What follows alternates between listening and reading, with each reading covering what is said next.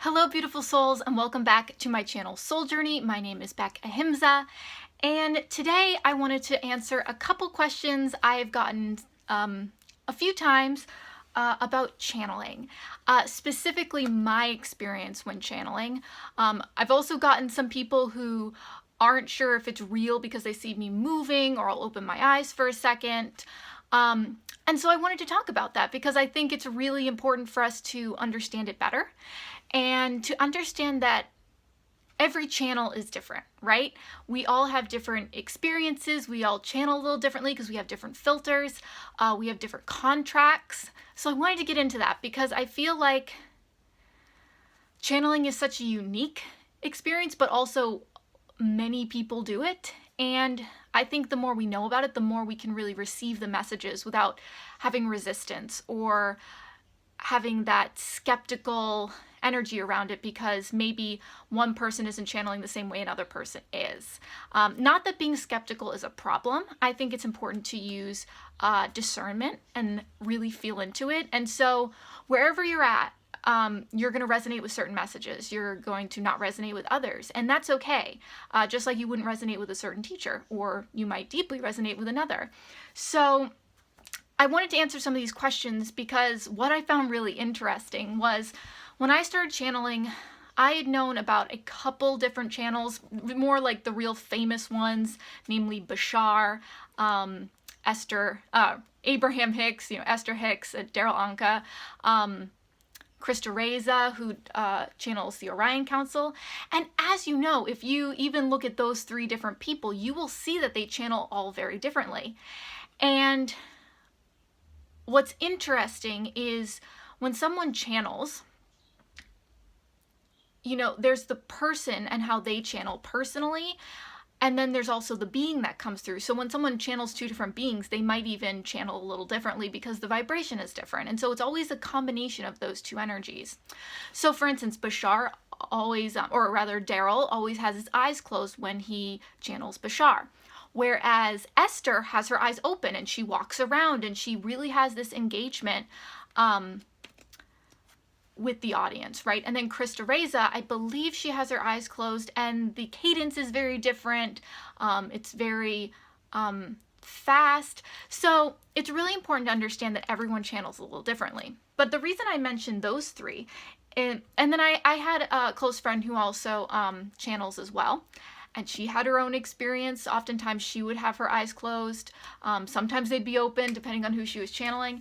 And so I really didn't have a lot of information to go on. And so when I started channeling, I really tried to just go with it and not worry about how it looked or sounded, because I recognized that didn't really matter, that it was my personal channeling, and I really wasn't trying to make it anything specific, even though I was having experiences that I didn't know if other channels had. One of which is just really funny, and one of my favorite interactions with my guides, which was really special to me, is when I originally started channeling. My camera that I was using would shut off randomly in the middle of recording, and I knew that, and it was about 10 minutes in or whatever, but sometimes it was 8 minutes, sometimes it was 12 minutes, it was really weird. And the first time I channeled, I was really kind of concerned that if I started recording and I just got into that deep channeling state, that the camera would stop recording. And so as I was getting ready to channel for the first time, I asked my guides that they would allow me to kind of come forward, and every time I needed to stop the camera and restart it again. And they said yes. And what was so cool was as I channeled 8 to 12 minutes, every 8 to 12 minutes, which I didn't have a clock in my room or anything like that, I would just have the intuition to kind of come forward. I would turn the camera off and restart it again. And so we have this agreement to assist with that. And what's so interesting is sometimes when I'd be filming just me without channeling, the camera would just shut off and I would have no awareness of the time passing or whatever. But every time I channeled, they always pulled me out so that I could stop the camera. So that's a really cool example. So if you see me open my eyes during a channeling, usually I'm checking on something, or they're allowing me to make sure something's going on. Now, another part of channeling, and this is different for everyone, and it's so cool because now that I've been channeling for a while, I have done a lot of research on other channels, and I'm realizing that a lot of the things I experienced, which were just personal to me at the time, lots of other channels have experienced, and that was so validating because I had no idea that it was normal. I was just like, oh, well, that's my thing, but now I realize it's actually very common. So for instance, there are certain channels, when they channel, they are completely tapped out. It's almost like they're just like either, you know, in higher dimensional consciousness, or they're just, it's almost like no time has passed. When they come back, they're not really aware what happened.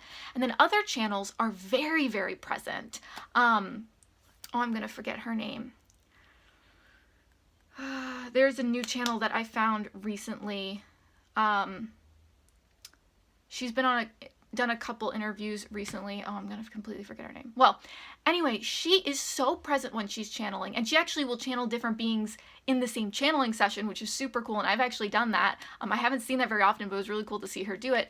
But she can actually come in and talk about what she's channeling, and then she'll tap out again, and then they will go forward. And it's really cool because I actually experienced that not when I was on camera, but when I've done channeling sessions just for people. It's almost like a dual consciousness. So I'm really present, I'm really there, I can hear what they're saying, and then I can kind of take over and say like, well, this is what they're meaning, blah, blah, blah, and then I kind of step back and allow them to continue. And that's really awesome. I will say with that, I know that sounds a lot like DID. And people, you know, who don't understand channeling have asked, are you schizophrenic? Or do you have DID? Like all these things. And I will say that the difference between DID and, say, channeling is with DID, you can't control that.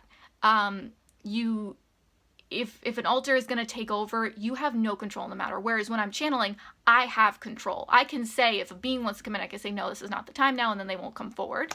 And I can also decide to come out of it anytime I want. So it is quite different in that sense. And I don't really have memory loss when I do channeling. I'm usually fairly present. I hear what's going on. When I'm done with the channeling, sometimes it's a little like foggy. But if I really go back and remember, I can really remember everything I said. And so recently I found out that Esther Hicks is like that. She can actually hear everything that's going on, which I didn't realize that. I originally thought channels always tapped out, that they weren't aware. And so for me, I was like, well, am I channeling really? Because I'm aware of what's going on. And then recently I found out with all this research that a lot of channels are aware of what they're saying.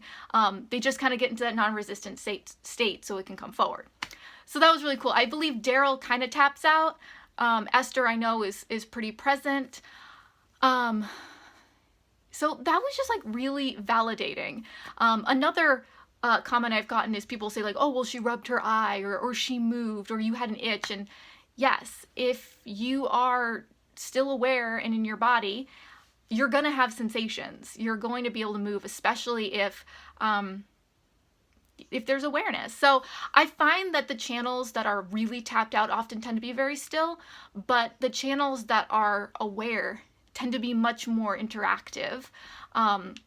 Some even channel with their eyes open completely, and I have done that as well. Most of the time when I'm channeling on camera, when I'm channeling the higher dimensional councils, my eyes are closed, I'm very tapped in, it's very neutral feeling, or almost blissed out, and so it's very, very peaceful. Whereas when I channel slightly denser dimensional beings, higher dimensional beings, because the councils are quite high up, if I'm channeling, 5D, 6D beings, oftentimes I'm much more present. My eyes might be open, I might move around, I might almost like Esther in a lot of ways. And if you haven't seen these people channel, definitely go check it out, because their information is mind-blowingly awesome, especially Esther and Daryl Anka, Esther Hicks. They're just magic. So I just wanted to bring some clarity there, because I know some people come in very skeptically, and that's totally fine. The other one, I just got a comment, I think it was today, they said, it would be great if there was some scientific proof for this, but there isn't. This is all just like nonsense. And I did want to bring some awareness that Daryl Anka has actually done scientific research with this. He has worked with neuroscientists, scientists and things like that, and they've actually put, I think they may have done it to Esther as well, they put the cap over his head that, you know, picks up thought waves and the waves in your brain and all that. Of course, I don't have all the technical. But they actually noticed that his brain waves completely shifted, and I forget to which one, but it was almost like you would not be able to move them that easily. It's just, he gets into the state, and I think it's a similar state to when monks like meditate and things like that. But what they were recognizing is there's a part of the brain that controls personality, right? And when he channels, that part of the brain is completely like dormant. And so they were realizing, they're like, well, then what's coming through if your personality is dormant? There's this grand personality of Bashar coming through, but Daryl's, the part of his brain that would have Daryl's personality is just non-existent. So they've been really exploring that and seeing that the waves greatly change, and then as soon as he comes out of the channeling state, everything goes back to normal. So he has this really cool documentary. I haven't seen it yet. I've seen clips of it called First Contact. It talks about a lot of his experience. I don't know if the scientific stuff is in there, but he does talk about it. So if you look up Daryl Anka, you can probably find it. I think it's Anka. It could be Anka. I think it's Anka.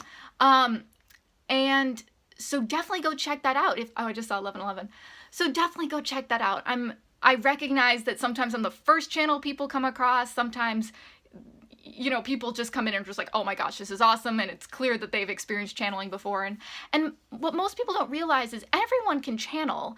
When you're in that flow state, when you're in that passion state, when, you know, you lose track of time as an artist or an athlete or whatever your passion is, that is a channeled state. It basically means you're wide open to your truest self, because most of the time people just channel themselves, you know, the higher version of themselves, and they just open up wide and they just let that flow through, and that's why things happen easily. But it is a similar experience when you open up and allow a different consciousness to come through. So everyone has that ability and can hone it. Most of the channels that are like channeling the extraterrestrial councils and things like that, they do have soul contracts, and they are wired a little differently so that it's easier for that, because a lot of these channels, it just kind of started happening. They didn't really work on it, and so there are contracts there, and they did choose to have certain lack of resistance to have that happen. So they are wired almost to make it easier, but anyone can channel, anyone can come into that state, and anyone can move into that. Psychics do it all the time when they channel past loved ones or things like that. It's all channeling. It's just about who you're tapping into. So I hope this answers some questions for people. I know that no matter what I say, there are going to be some people who are like, yeah, no. And that is totally fine. You're on your journey, and I honor that. And you will find exactly what you need. You will find the perfect teacher, the perfect path for you, and your experience is awesome and a part of the collective experience, and that contrast we all need. So thank you for doing that and having your skeptical perspective. It's all necessary for us to all experience each other, so that's great. And for others, I hope this clears some stuff up, because I know that when you've had an experience and then something, you know, someone says they're doing the same thing, but it looks completely different. Sometimes you're like, well, is it real? And I'll tell you, sometimes I watch channels and I'm like, I don't know. So even though I channel and I've researched this a lot, I really have to get clear with myself and listen to the message and go, okay, does that resonate? Does that feel like the energy that I've experienced? And of course, depending on the beings, it can feel very different depending on the dimension. There's a lot of variety to the channeling experience. And like I said, anyone can channel. People who read tarot channel, you know, people who have really good intuition, they're channeling. So it's really just about how you're going about that. But I will say for me, what has been the most validating piece is that a lot of my journey, I often find when I research something and then I experience it, there's a part of me that says like, well, you already kind of knew that was a thing, so did your brain kind of convince you that was what was going on? But when it comes to channeling and a lot of things that I have experienced with visions and things like that, I have had the experience before. And then later on, I've gone and found out people have had the same experience, which feels really validating, because oftentimes those experiences were something I could never have like come to on my own. It'd be like, I never even had that thought, or I don't even know how I came to that thought, or that vision was just so out of left field, and I wasn't even thinking about anything like that, or I've never even thought about that topic, you know? And then to a year or two later be just like tooling around or, you know, researching and finding out, oh my gosh, it's the same. I found that with the Feline Council. I'd heard about them once years ago, and then I started channeling them, and when I heard about them, it was like an awakening. It's like I remembered who I was, and I started channeling them. But that's all I had for information. I mean, there's a couple pictures online if you look up feline, you know, the feline race. There's really not a lot of information on the Feline Council. In fact, I'm pretty sure when it comes to YouTube, I'm one of the few people who actually channels the Feline Council regularly.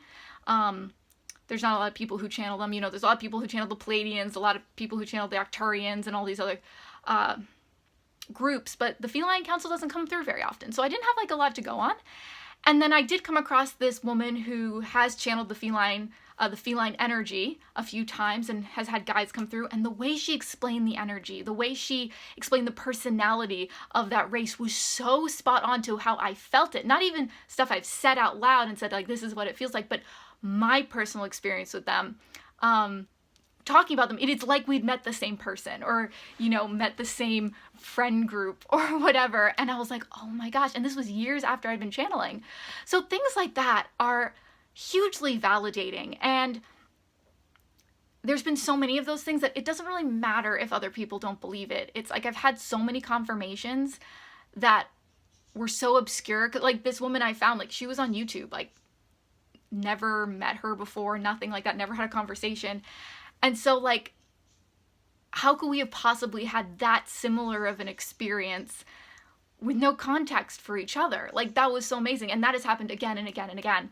And so, it doesn't really matter if other people don't believe it. It's like, I've gotten enough confirmations to say, like, yeah, I couldn't have made that much stuff up.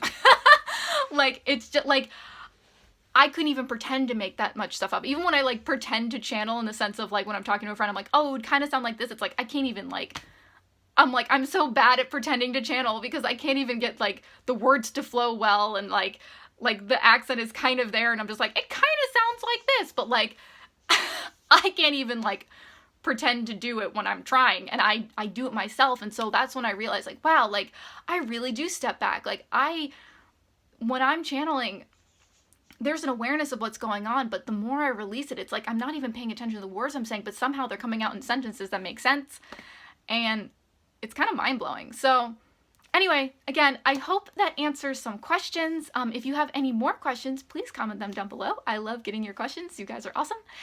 And yeah, let me know how you found this video. Have you seen my channeling videos? This is the first video you've found of me. I always love hearing you guys' stories. Do you channel? Have you been to a channel?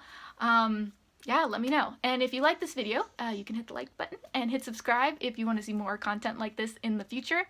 And my social media links are in the description down below. I have my Etsy shop where I do personal readings for people. I have my social media platforms, and I have my Patreon if you would like to support the making of my content. So thank you guys so much for watching. I hope that brought some clarity, and you're all amazing, and thank you for your questions.